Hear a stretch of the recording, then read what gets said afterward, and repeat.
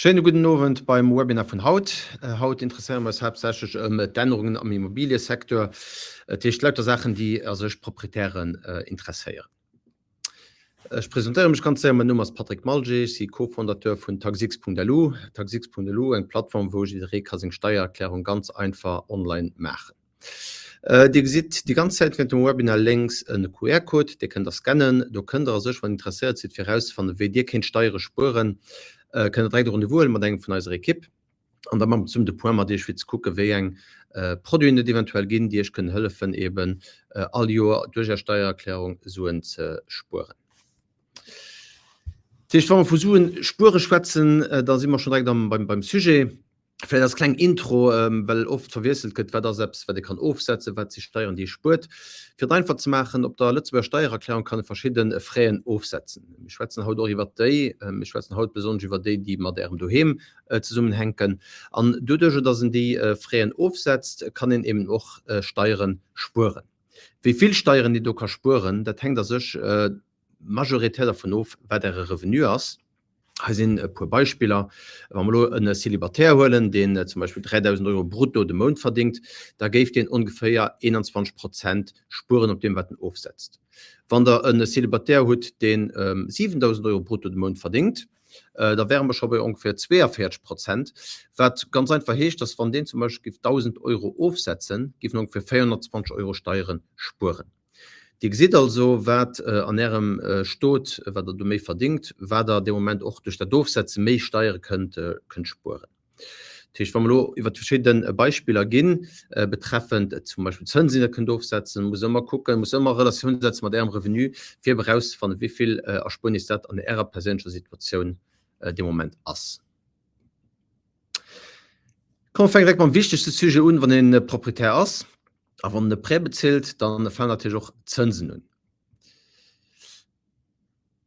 Und zwar war es da immer so, dass, also manchmal für die Steuererklärung 2023, da konnten die ersten 5 Jahre, wo in an dem Haus oder an dem Appartement war, konnten 3.000 € aufsetzen, die nächsten 5 Jahre 2.250 € und dann noch 1.500 €.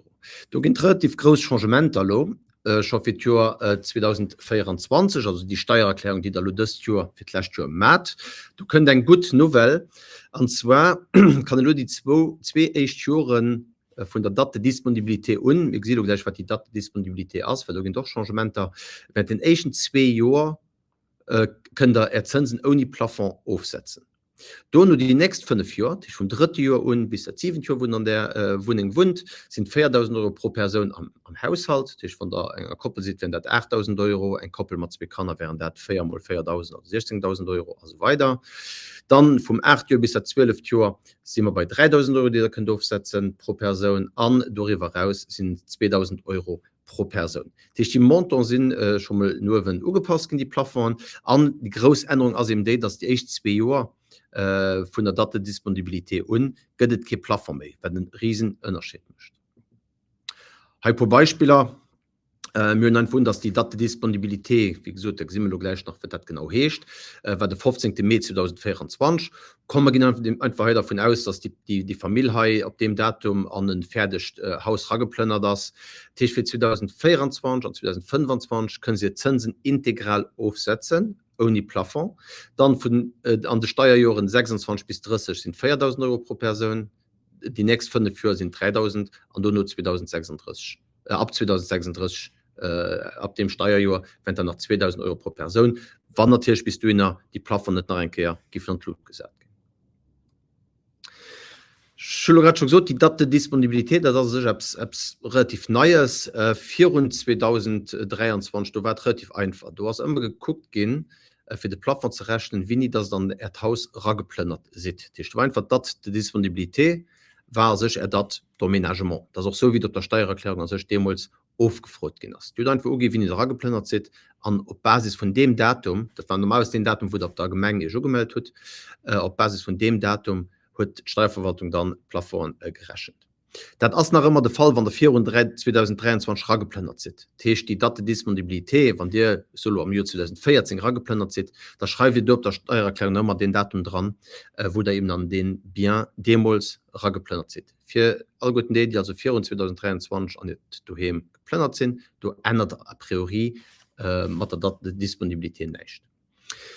Du no dat bis mir kompliziert dat de Disponibilitéit, dat das nemmi unbedingt den Datum wo der an der Immobilie rapplennert, mé fir eng Fefer also eng Neikonstruktionun, do sech den Datum wo der Schlüssel krit. Techt wo neit ein neues Haus, neit Appartement, de moment fertig gebaut ginnners, an die kennt an theoretisch ab dem Moment doch do rapplenneren. Da das dem Moment dat de Disponibilitéit, die du an Kont geholget.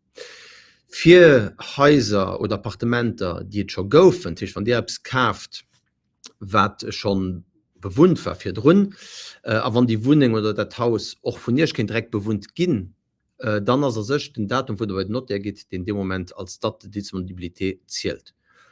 Den Gesetzgeber geht einfach davon aus, dass van dir bei not geht an dem Moment mal der Transaktion, die sind proprietär von dem Haus, da kennt ihr praktisch den Dach auch do rapplnneren, also was dat de Disponibilität.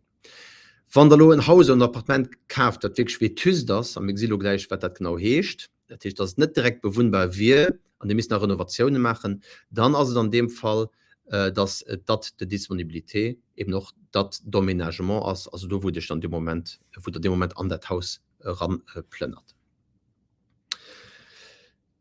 Ich verstehe das genau. Heißt das Beispiel für Konstruktion existant, also kein Neuhäuser, mehr wo schon viel dran gewohnt wird für einfach zu machen. Da gibt es einen Unterschied gemacht zwischen Häuser oder Appartementen, die direkt Kinder bewohnt gehen. Wie gesagt, vielleicht hat du eine Familie für $4 gewohnt, die plönnert ran oder die kauft, die macht vielleicht ein paar Arbeiten, eine neue Tapisserie, die streicht alles neu un, die macht ein neues Parkett dran oder so. Die Kind theoretisch direkt ab dem nächsten Tag drauf wohnen, und da sieht die Steuerverwaltung dann, das wäre also dat de Disponibilité ab dem Moment Kinder durch abplnneren, und das auch den Datum, den dann zählt, für eben wo die Plattform dann dem Moment berechnet geht. Wann der lo Apps kauft, wat wirklich Rofkommers, wat Ruiners, wie hier op der Foto, kein Heizung, kein Toiletten dran, kein Kichen, an noch kein Fenster und so weiter, dann an die könnt dat beweisen, das ist auch ganz wichtig. Ich muss der Steuerverwaltung schon beweisen, dass dat wirklich so der Fall ass, mat Fotoen oder wat mehr Informationen du geht wat besser. Die kauft so etwas, die muss ganz renovieren, dat as net in enger Woche geschieht, me dann as sech dat de Disponibilité net den Datum, wo der bei der Not geht, mit das ein Datum, wo der fertig sieht mit denen Renovationen, so dass dem Moment auch kennt daran plnneren. Wir sehen noch ein paar Beispiele dazu. Dann wann der Apps renoviert oder wann der Apps kauft, dann während der Phase, wo das gebaut wird oder wo das renoviert wird, weil eben vetüst wir, können da auch Zinsen und die Plattform aufsetzen. Bei einer Fefa, also bei einem neuen Projekt, ein neues Haus oder ein neues Appartement, das gebaut wird, ist das relativ einfach. Dass von dem Moment, wo dir also den Akt macht, für das die Fefa will kaufen, bis zu dem Moment, wo das neue Gebäude fertig ist, können Zinsen ohne die Plattform während der Phase, wo gebaut wird, aufsetzen. Bei engem Bien, der schon existiert huet, wo schon viel gewohnt huet, du hast so wie man gerade gesehen hun, wann dat de Bien direkt kennt bewohnt gin, wellen an der Reihe ist, dann as direkt dem Moment, wo du bei Not geht, as dat sech den Datum den zählt fir Zinsen aufzusetzen, auch von den nach für eng renoviert, dat spielt keine Rolle. Tisch ab dem Moment spielen direkt die Regeln, die man für drin gesehen hat. Wann der kauft wat eng Ruiners, wat wie das und könnt doch beweisen, an dem muss dat renovieren während engem Jahr oder 2, dann an der ganze Phase der Renovation könnt auch dort Plafond ohne, also Zinsen ohne Plafond dem Moment aufsetzen. Wie gesagt, mir sind ein paar Beispiele. Was ich noch kann aufsetzen, dat wo du hem käft, da das erstens mal die Freien, die du bei der Bank für ihren Immobilienkredit abzumachen. Banken nennen dat für Kommission bancaire oder Frais de Dossier. Das kann so aufhängt von der Bank, aber aufhängt von wie der negociiert tut, wie viel die sind. Dat können Freier sind von 500 bis 5.000 €. Du musst einfach gucken, was man der Bank verhandelt kriegt. Was noch kann aufsetzen, das sind Freien vom Notar, aber just für d'ouverture de Kredit, also sech für d'Andro von der Hypothek. Normalerweise, wenn ein Bien zu Lützburg kauft, dann hat er auf einer Seite frei beim Notar für fir d'Akquisition, also dat sind Frais d'Enregistrement, die sind net aufsetzbar an normal so eng Zweetrechnung, das an dem fir d'Hypothek. Du steht op den Rechnung noch immer owen drop Ouverture de Kredit oder ODC an de können dem Moment och aufsetzen. Déi fir d' Frais d'Enregistrement, déi sie leider net aufsetzbar. Pu Beispieler hai ass den huet lächt Joer en Haus kaft den 1. Februar 2024, den ass 2 Min Trobbers den noch ageplënnert, huet Zinsen bezuelt 2024 vun 30.000 €, 25 bezielten da ungefähr 20.000 an 2026 21.000 €. Hat fir bei senger Bank a beim Notte hat befreen am ganz vu 6.000 grad aufsetzen an haier an sech en Koppel mat 2 Kanner, dé ze summen Revenu imposable vun 140.000 €. Teierste dat de Disponibilitéit, die muss op Steuererklärung schreiben, dat d'Akquisition do wo sech bei Not ergangen ass techten 1. Februar 2024. Fi 2024 kann die Familie hai echensmoll hier Zinsen integral aufsetzen, also die 30.000 € an die 6.000 € fir d' Frais bancaire a fir den Notär. Tech am ganze können se dat 36.000 € op der Steuererklärung aufsetzen. Dat mëcht ungefähr eng Steuererspurnis vun die 15.000 €, die in dem Moment die Steuererklärung kann zurückkriegen. 2025 also die Steuererklärung, die sie dann für das Jahr machen, die sie nächstes Jahr erreichen, haben auch gesagt, dass wir die 2 Jahre kein Plafond auf den Zinsen, können sie 29.000 € aufsetzen, das möchte dann nach einer Spurnis von 12.100 ungefähr. An 2026, das dann das erste Jahr, wo der Plafond wird spielen, hier ist der Plafond ja 4 mal 4.000 €, weil sie 4 am Sturz sind. Also 16.000 € können sie ab dem Moment aufsetzen, ab dem Moment für die nächsten 5 Jahre. Das wären da 6.700 € Steuern, die in dem Moment uneingegeben Spuren während der Zeit. Ein anderes Beispiel, eine Habitation, die schon bestanden hat, die war nicht vetust, aber es gab aber größere Innovationen gemacht, weil der neue Proprietär hat eng Mauer nicht gefallen oder Tapisserie nicht gefallen. Das war aber während mehr wie einem Jahr als eben in dem Haus geschafft ging. Zinsen 2024, 25, 26 sind dieselben wie am Beispiel für drin. Frais bancaire sind am Jahr für 2024 bezahlt gehen, not der auch, das eben dat d'Akquisition, und das noch ein Koppel mit 2 Kanner. Hei also dann so, dass man als dat Disponibilität holen dat d'Akquisition den Datum, wo sie bei Note waren, also den 1.2.24, auch wenn sie recht eher mich spät an dat Haus do raplänner, weil sie be groß Erbecht gemacht haben. Das Haus war nicht vetust, war also direkt bewohnbar, also geht die Steuerverwaltung davon aus, dass als dat der Disponibilität den Datum geholget vom Notar. Die Familie kann 2024 integral Zinsen aufsetzen, plus die Freier von der Bank vom Notar, das ist um 36.000 €. 2025 ohne Plafond alle gut Zinsen, und ab 2026 als dann noch ein Plafond, der spielt, wo 4 mal 4.000 € für das Familie. Anderes Beispiel, ein Haus kauft, was schon existiert hat, mit Weibe vetust, es waren keine Fenster oder keine Heizung, es war wirklich eine Ruin, sind am Februar 2024 gekauft, sie sind aber recht den 1. März 2025 rangeplündert, indem sie über Jahr renoviert haben. Zinsen 2024 sind 30.000 bezahlt, das Jahr drauf 29.000, 26 sind 21.000 bezahlt, an 2027 sind 27.000 bezahlt. Bankfreien haben sie im Jahr 2024, wie sie kauft, für 6.000 €. Hei also es dann so, dass am Jahr 2024, also was das die Disponibilität, weil ja vetust war, holen wir das Doménagement, das ist den 1. März 2025. Das 2024 war dann Renovationen, die, wo in Zinsen während der Zeit kann integral auch aufsetzen, weil an diesem Fall halt Haus ja vetust war. Das heißt, für 2024 kann die Familie hier 30.000 € Zinsen aufsetzen, plus 6.000 € die Freier von der Bank auf dem Notar, was dann am Ganzen 36.000 € möchte. 2025, das ist dann das erste Jahr, wo der Bien dann disponibel ist für die Familie. Da können sie integral Zinsen aufsetzen. 2026 auch, bei 2025 ist das erste Jahr ohne Plafond aufsetzbar. Das zweite Jahr ist dann 2026. Die 2026 kann die Familie auch integral Zinsen aufsetzen. Und ab 2027 spielt dann heute Plafond von 4 mal 4.000 € für die Familie, weil sie zu 4 sind. Bei enger Fefa, also bei enger neuer Konstruktion, ein neues Haus wird gebaut gët, eng neu Appartement. Haier als Beispiel dut die Fefa ënnerschriwen den 1. Februar 2024. D'Haus war noch net fertig, das recht auch am März fertig gin. Du hast Situation sech genau selch wie der Beispiel fir Drun. Techt Di könnt während der Bauphase integrale Zinsen aufsetzen, an natürlich auch d'Fréen, die der bei der Bank beim Notar hat auf dat Joer. An Joer 2025 an 2026 kënne noch integral aufsetzen, dat die Eichzweer wo dat dann dra wund. An ab 2027 spielt an de Plaffer vun 4.000 € fir das Familie.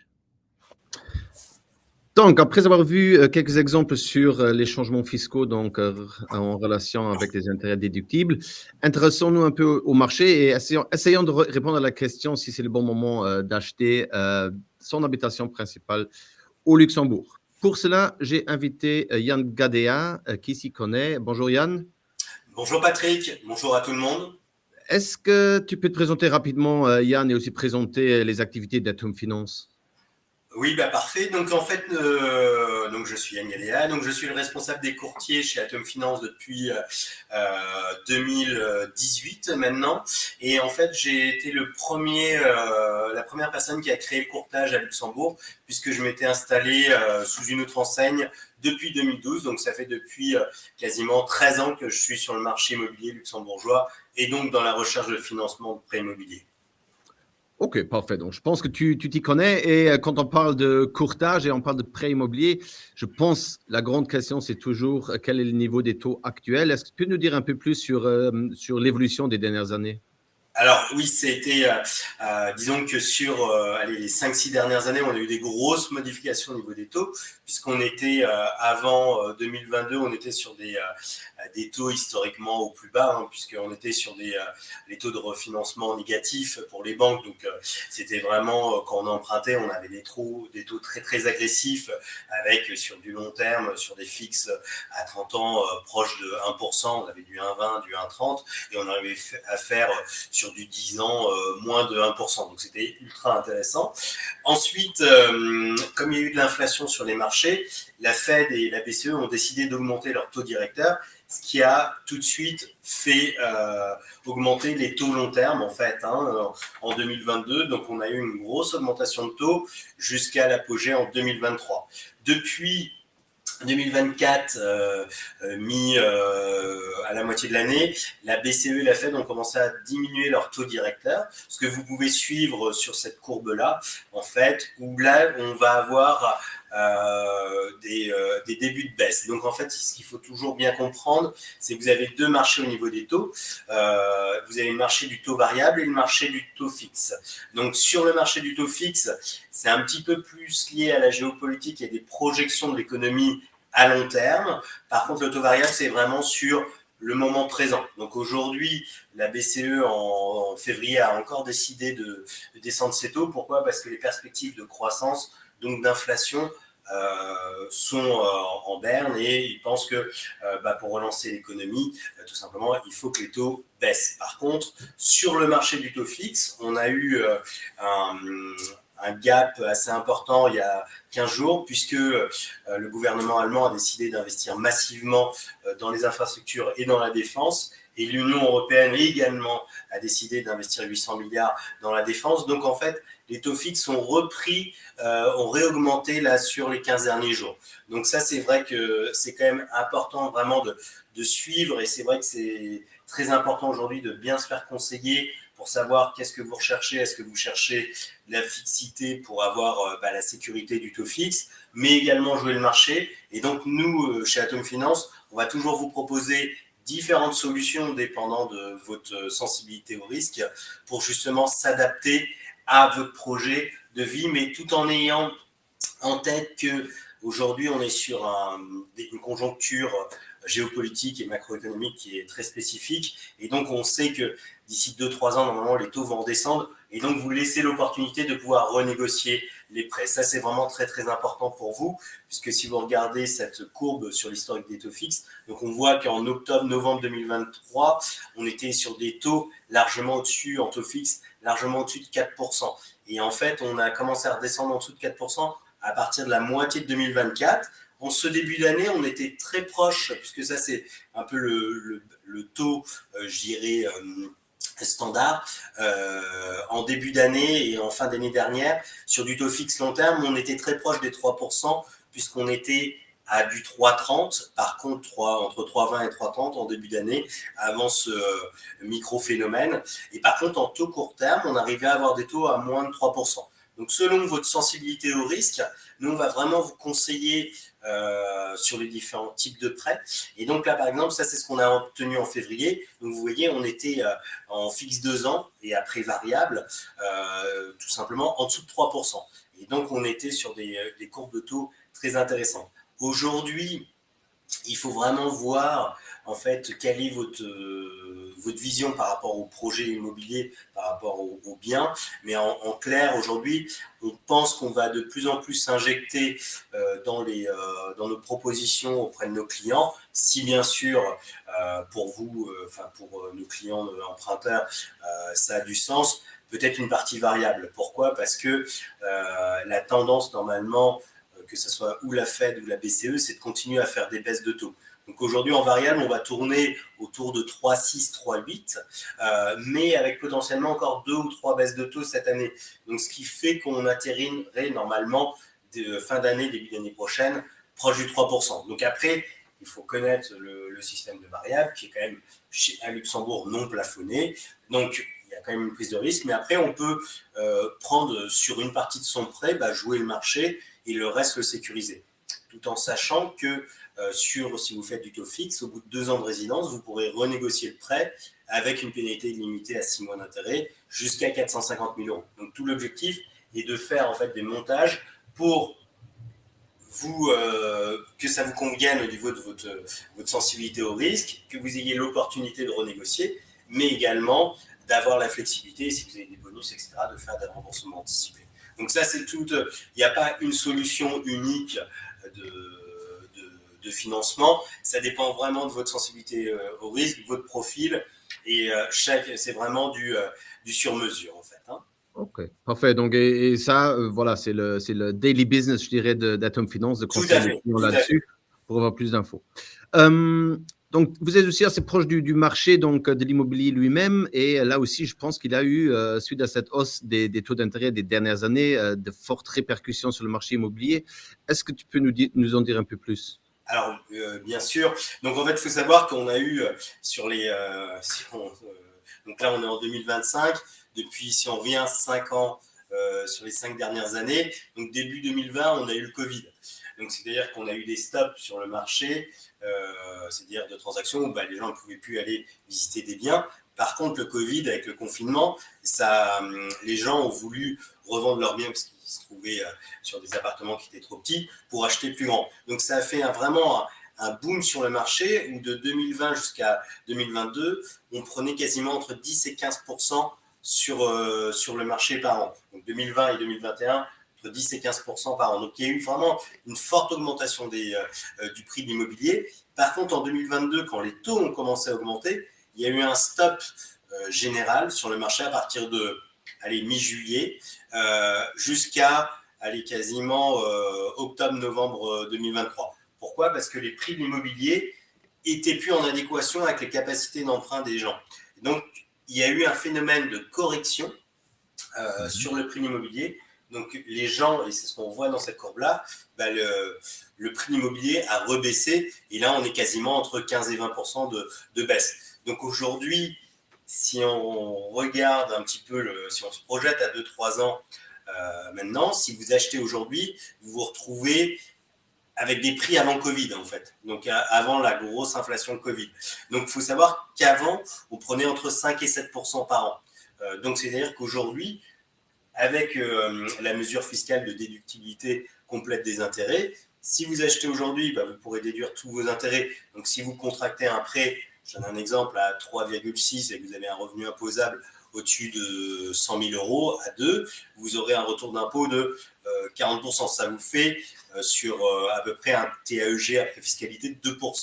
Donc, c'est-à-dire que 2%, c'est un taux très faible sur les 2 premières années. Nous, l'objectif, c'est que vous renégociez, mais vous pourrez avoir un autre effet, c'est-à-dire que si les taux continuent à baisser, plus de demandes, et donc avoir de nouveau un rebond sur les prix et faire aussi potentiellement une plus-value sur certains produits. Donc clairement aujourd'hui, le nombre de transactions a repris par rapport à ce qui était le marché en 2023, 2024 aussi. C'est aujourd'hui assez dynamique sur beaucoup de types de biens, puisqu'en fait, il y a des mesures fiscales jusqu'à la fin juin 2025. Mais par contre, si on se projette grâce à cette déductibilité totale des intérêts sur les 2 premières années de résidence, disons que ça vous permet d'avoir un coût de crédit quand même très faible et pouvoir être justement à la sortie de ces 2 ans, essayer de renégocier le prêt, bien sûr si les taux sont plus bas. Donc, et potentiellement faire une plus-value. Mais après, c'est acheter un bien immobilier, c'est surtout un projet de vie, c'est pas qu'un produit financier. Donc, clairement, si vous êtes bien dans votre maison, on va pas vous dire revendez pour faire une plus-value et acheter plus grand. Ça va être plutôt, voilà, aujourd'hui, selon ce que vous voulez faire avec l'appartement, à voir comment vous vous projetez dessus. En fait. Ok, donc est-ce le bon moment? Je pense qu'en résumé, on peut dire que les taux d'intérêt sont en baisse depuis plusieurs mois. Ils ont plutôt tendance à baisser encore. Les prix, donc la chute des prix s'est stabilisée. A priori, avec donc les intérêts en baisse, on peut estimer que dans le futur, les prix vont plutôt remonter à la hausse, vu la situation économique au Luxembourg.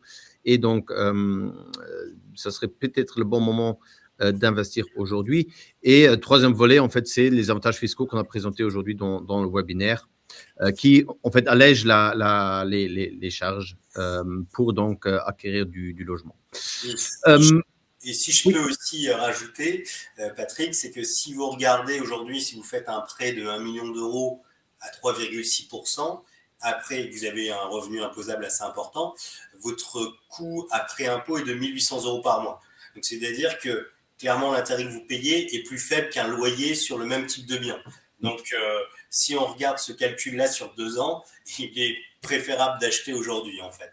Et en plus, je rajouterai aussi qu'il y a encore des opportunités sur le marché, puisqu'il y a quand même des gens qui sont en pré-relais et qui sont obligés de vendre des biens, et il y a la possibilité de négocier aussi, ce qui n'était pas du tout le cas les dernières années. Ok. Et comment est-ce que Atom Finance peut aider donc les gens pour accéder ou bien à un logement ou bien pour déjà avoir une idée sur ce qu'ils peuvent se permettre au niveau d'un éventuel crédit? Alors ça, disons que c'est le point le plus important pour nous chez Atom Finance, c'est de bien suivre nos clients dès le début du projet. Nous, ce qui nous intéresse, c'est de calculer votre enveloppe de prêt. Vous conseillez déjà dans le type de montage, vous présentez un peu, vous élaguez les différents types de prêts, comme ça vous vous faites déjà une idée de ce que vous voulez, et après vous suivre, quand vous trouvez des biens qui vous intéressent, et ben vous permettre de vous sécuriser l'acquisition en vous fournissant un finance check. Donc clairement aujourd'hui, j'ai des clients qui vont voir un bien, ils me disent voilà, le bien il est à 920 000 €, merci de me donner un finance check jusqu'à 920 000 €, et comme ça, bien sûr, si le client rentre dans les critères, hein, et comme ça, et comme ça lui permet en fait de pouvoir passer au compromis. Au moment donné où il a le compromis, on va constituer le dossier, on va signer un mandat avec lui, avec notre rémunération qui vient de la banque, on partage à nos partenaires, on reçoit les différentes offres et on lui présente tout simplement les offres et il va choisir ce qu'il préfère. Ok, parfait. Donc je vois, vous l'accompagnez vraiment de A à Z, du début, de la première idée jusqu'à la remise des clés en fait. Tout à fait, tout à fait. Okay. Merci Yann pour ces informations, je pense très intéressantes. Je te remercie et peut-être pour un prochain webinaire. Merci beaucoup Patrick, une excellente journée. Ciao, ciao. No den som lo gesinn hunn op an dat het interessant dat moment vielleicht awer en duheem ze kaf, wann en noch net nach kind huet. Guckt man op po andere Sachen déi am Zusammenhang sinn eben mat der Steuererklärung, wenn du zusätzlich kann aufsetzen, aber du hast mat duheim ze din hunt. Etwas wat ganz oft zuletzt gemerkt, dat sie Bausparvertrag en Bausparvertrag, du kann sech fir einfach etwas uspuren während enger gewisser Zeit an dat dann du benutzt fir zu investieren se duheim. Dat kann sinn, well en dummer der will Apps kaufen, dat kann sie, well Apps muss renovieren oder kann doch benutzt fir op se Prä zurück zu bezahlen. Die kann ich noch, dat wenn du abbezielt also Bausparvertrag kann auch op der Steuererklärung aufsetzen und zwar as er doch limitiert und zwar auf 672 Euro pro Person am Haushalt an wann d'Eltern oder wann vu den Eltern méi jung ass wie 41 Joer, da gëtt de Plafon enker verdubelt. Hei an dem Beispiel du hast en Pap 4 Joer eng Mam anderes, also méi jung wie 41 sind zwe Kanner, de können also am ganze Féiermol 672 Euro Mol 2 5.376 Euro aufsetzen. Wat können du bei der Spuren wann die Lo ein Revenu imposabel hätte von die 120.000 Euro wäre dat eng Steuererspunnis von ungefähr 2.243 Euro.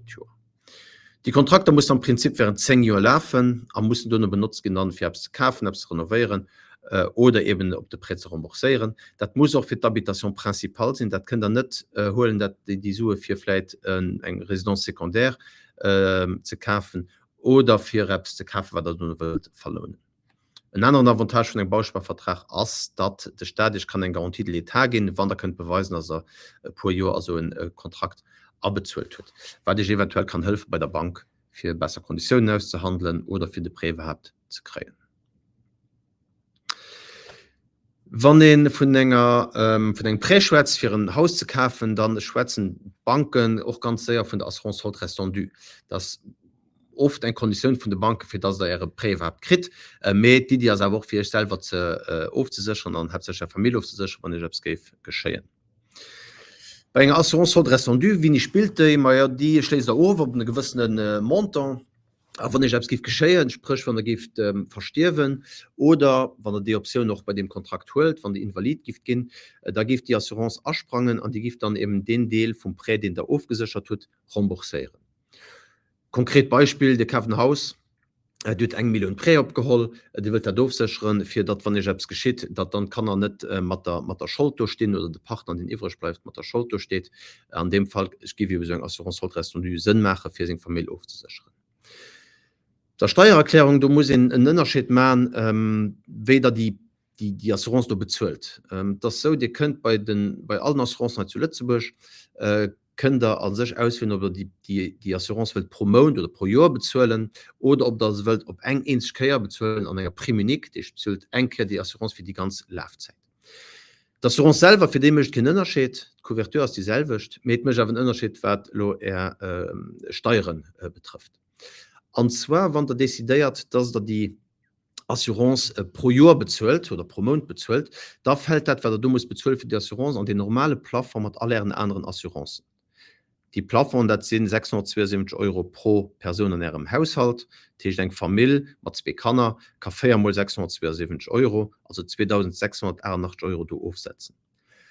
Das ist aber so, dass ganz sehr Familien, wenn sie 2 Autos haben, also Autoassurance können aufsetzen, wenn sie vielleicht ein DKV oder so haben, dass da ganz sehr auf dem Plafond sind. Wenn er dann zusätzlich noch ein Soltres und Du hat, an die dieselbe Kategorie, da bringt die Stadt kein steuerliche Vorteil, weil da ja also schon im Plafond sind. Bei der Priminik, wenn die Assurance auf einen Kehr bezahlt, da gesagt den Gesetzgeber für, dass du mehr kann aufsetzen. Und wenn du mehr aufsetzen, dann gehen doch Plafond, und die sind abhängig von ihrem Alter, die sind abhängig davon, ob Kanada sind. Und wenn wir ein Beispiel gucken, Pap 4 Jahre, Mam 31, mit 2 Kindern, bei denen könnte bald 25.000 Euro dem Moment auf ihrer Steuererklärung aufsetzen, was dann eben die Plafond sind in ihrem Alter. Wenn der wilt raus von der wat die Plafond für Jas op Tag 6.lu haben wir ein ganz Ritsch von gratis Simulatoren, da so Simulator, wo da einfach der Geburtsdatum agin 12 von der Kanner an das System rechnet dich dann automatisch aus, was dann eher Plafond dem Moment für Priminik wäre. Wenn man so die Familie du hat eben so ein Priminik bezahlt von bald 25.000 Euro, dadurch dass diese aufsetzt, kennt die ungefähr 10.400 Euro Steuerspuren. Der Tisch für Sensch kennt die Steuerspuren ist ein bisschen wie ein Remise auf der Assurance. Die für Sensch schon zwar 25.000 Euro bezahlt für die Assurance, sie kriegen ja wie wird Steuern 10.432 Euro geschenkt. Die für Sensch hat die Assurance just nach 14.500 Euro kostet. Auch gut zu wissen, der Plafond, der Lumi Hejas für Priminik, den haben alle 5 Jahre zu gut. Der Tisch, können Sie sich vorstellen, dass zum Beispiel Loebs kauft, lo schon en Deel vum Pré just assuriert bis zu dem Plafond, den könnt aufsetzen. An dann nach 5 Joer mat nach eng zweet Assurance fir de recht vum Pränek aufzusecheren. An dem Moment profitiert der Remenke vun dem hegen Plafond. Wann der dazu Informationen wëlt, könnt auch ganz ger wie gesot de QR-Code ënne links scannen rufen, also mir rufen die fixiert Rendevous, mir rufen nicht Zreck, an der kann auch darüber schwätzen. Bei Tax6.lu immer Partner vun der Lalux an mir kënne du hëllefen alles wat Assurancen, also auch Assurance Sollresendu betrifft. Wat sind andere Sachen, die du könnt der Steuererklärung aufsetzen, die könnt interessant firch sinn, die net direkt mat du hem ze den hunn Miniwer d'Assurance geschwert, die kann aufsetzen, dat kann zum Beispiel auch eng private Krankenversicherung sinn, Autoassurance, also den Deel RC, Responsabilité civil, den der könnt aufsetzen, an einer Assurance wieen, also einer wie Zollrestendu, vielleicht en Spurplan, wo der investiert fir Kanner. Da ginnt ganz koop interessant Meigkeeten. An der natürlich Großthema dem Moment mat der Pensionsreform, Prävoyance VS, also sech privat Pensionskontrakter. Auch bei denen Sachen können wir bei Tax6.lu ihr natürlich Schëllefen anbestens beroden. Dann ganz sehr un an Detail zu goen, kommen noch relativ groß Changementer des Jahr betreffend Revenu de Lokation. Dat heißt, wann der ein bien hut an die geht den an Lokation. Das so, dat den do Fimmer missen wann den allein proprietär werden de Formular 190 ausfüllen, wann den enger Koproprietät war mat mat de Geschwisteren, wo dann Haus gift huet den 210. Steuerverwaltung fusioniert déi zwee Formulare lo. Gëtt nach E-Formular den hecht dann Formular 190/210. De Formular den huet doch lo am Platz vun 2 Seite 4 und der Feier fir wat, weil se ganz viel Informationen zusätzlich aufrufen zu die Jore fir run. Se gi viel mehr an Detail wie die Loyer abgebaut ist, wie den Preis von dem Bien eben zustande kommt. Dafür ist das Formular viel mehr lang gehen. Gedau einen Unterschied gemacht zwischen also ein Haus, weil der Demos kauft, schon fertig war, oder war das, was noch in der Konstruktion war. An die größten Changements und noch die kompliziertesten, das betrifft den Amortissement von denen Bien. Für eine kleine Idee zu gehen, ohne in Detail zu gehen, an der Kolonne High gesieht sech wie 2021, weil dat war relativ einfach 6%, also weiter. Du nur schon bis wie kompliziert gehen an lo, voilà, lo die Doten all die verschiedene Konditionen die wirklich kompliziert machen. Dit verschiedene Todamortissement noch Funktionen wie nie der Wert renoviert tut, wie nie Wert gebaut ginners an so weiter. Da geht das spezielle Abattement zusätzlich Sachen die könnt aufsetzen, denn wann eng Renovation energetik gemacht huet, dats eng einer Dyre an Todamortissement. Dat geht so weit wie an Detail zu goen. Ich mein dat verding den Webinar a part. Schlustig zu so, dass du ganz viel Änderungen kommen sinn, wat natürlich von dem Formular 190/210 mé kompliziert mischt. Der vierte bei Tax6.lu ass jo den, dat man Steuererklärung probieren so einfach wie möglich zu machen. Tisch mir hun noch die Formular 190/210 demnächst online. Du geht dann einfach die Informationen an das System, werden in dem Moment die richtigen Toren vom Amortissement und so weiter applizieren. Wenn der bei Tax6.lu eine Steuererklärung gemacht hat, dann kriegt er natürlich eine Steuererklärung. Mit der kriegt er etwas anderes, was ganz interessant ist, und zwar, was man nennt, den Opti-Score. Das ist ein Score von 0 bis 100. Wenn da ein Score von 0 ist, dass er sich gar nicht aufgesetzt hat auf der Steuererklärung, an ein großes Potenzial mit Steuern zu spüren. Wenn er auf 100 sieht, dann sieht er sich praktisch auf alle Plattformen ankommen, die er aufsetzen könnt. Wenn der Steuererklärung da gemacht hat, könnt ihr auch einen Anruf mit als Experten da dem Moment gratis buchen, wo man zum gucken, was eben steuerlich noch könnt machen, aber weder kein Steuern spüren. Das wäre für den kleinen Webinar von heute. Ich hoffe, es waren ein paar interessante Sachen dabei. Die Webinare bleiben noch mal online, wenn ihr wollt zurückgucken gehen, die Beispiele und so weiter. Medien fanden auch regelmäßig Artikel auf tax6.lu und auch bei den Social Media Kanälen zu den verschiedenen Themen, wo ihr könnt genau darum recherchieren können. Wenn ihr fragt, könnt ihr auch ganz gerne kontaktieren. Entweder auf help@tax6.lu oder die Buchtreihe Call, wo dann mit den Steueroptimierungsexperten könnt ihr mal gucken, wie der Situation könnt verbessern. Ich wünsche euch vielmals Merci für die Aufmerksamkeit und ich freue mich auf die nächste Webinar zu irgendeinem Thema zur letzten Steuererklärung. Merci.